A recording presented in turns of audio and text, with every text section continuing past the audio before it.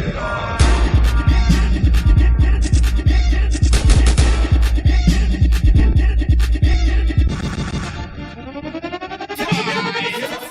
you're going to be cooking with me. I am going to be making some Maryland crab cakes with some lump crab meat. So if you like Maryland crab cakes and you're not sure how to make them, or if you just want to check out my personal recipe, stick around and we will make some crab cakes. Okay, so first what I'm going to do, I'm going to essentially take these ingredients and mix them together. So I have my mayonnaise, my Dijon mustard, Worcestershire sauce, melted butter, breadcrumbs, special crab meat, lump crab meat, parsley, Old Bay, and lemon juice. So I'm going to start mixing them all together in this bowl here. Also, I have one raw egg. So I'm going to start putting these all together. The most you're going to have is your mayonnaise. So I'm going to start putting in about 2 tablespoons or so, or a little bit more of mayonnaise. I'm going to put in my raw egg. And we're going to put in some Dijon mustard. About a teaspoon of Dijon.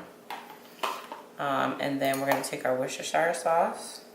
It's about a tablespoon of Worcestershire. I'm going to put about a tablespoon of butter. And then I'm going to go ahead and put a little bit of lemon juice, about 4 drops of lemon juice. And then we're going to put about a teaspoon of parsley.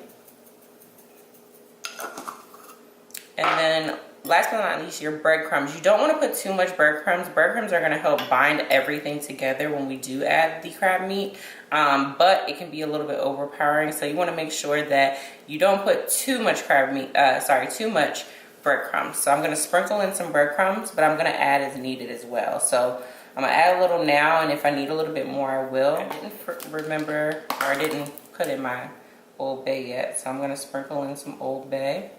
It's about a tablespoon to 2 tablespoons of Old Bay. This is an important ingredient. You can't put seafood seasoning in it.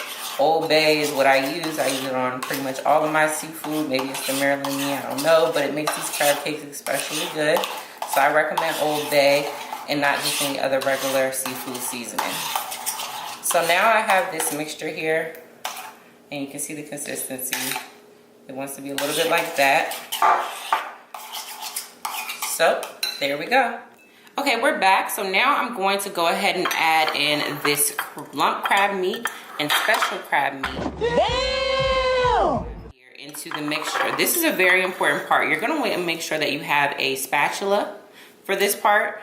It's very important. This is kind of a little bit of the secret of why my crab cakes are so good.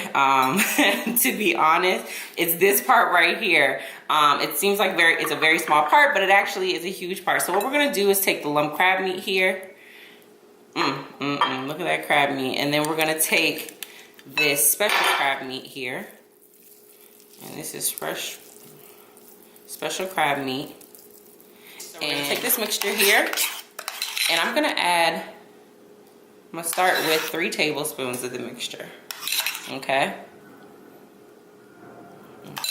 So what I'm gonna do, I'm going to fold this mixture. Fold. This holds the meat together,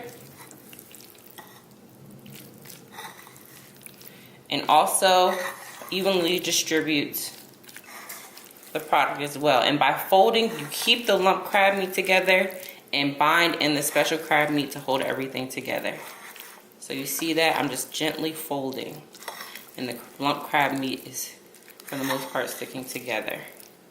Okay, so I'm just folding in this crab meat. I'm gonna add 2 more tablespoons of the mixture. That might be just all I need, because it does not take much.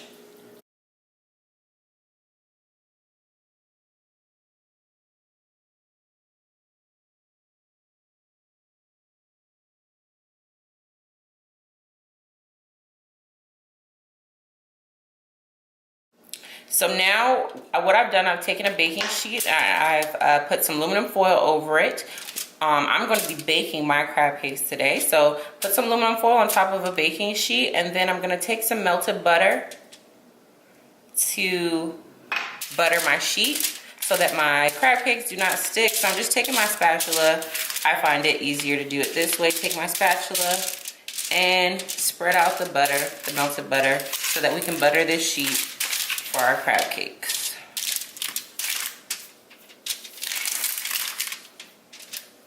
All done. All right, so now we finished our crab cake mixture and we buttered our baking sheet. Now I want to go ahead and form the crab cakes. I usually make them into nice size crab cakes. I like my crab cakes a little bit big.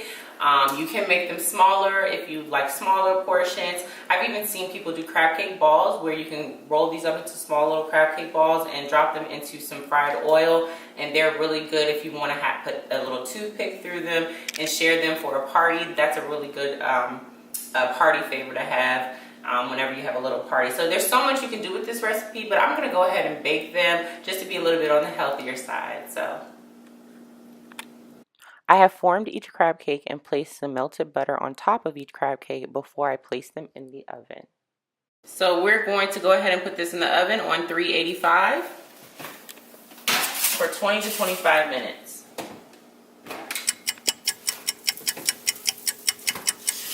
All right, our crab cakes are done here.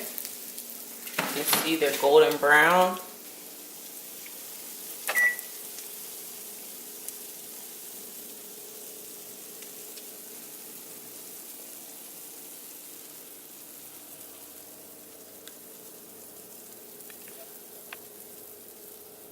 Alright, so I'm back and now the crab cakes are completed. I take them out of the oven. They've been in there for 20 minutes. And they're nice and golden brown. You can put these crab cakes on a sandwich. I usually like to have them with either a side of fries or asparagus and maybe rice or something healthy. You can do so many different things. You can also do it any way that you like. That's it for today. This is how you make my Maryland crab cakes. Please try my recipe and let me know how it turned out for you. I'd love to know if this recipe is working for anybody else or if anyone else is enjoying this recipe.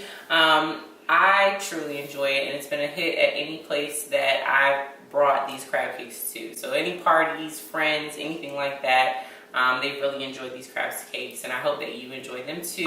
Thank you again for watching, and I hope you have a great day. Bye.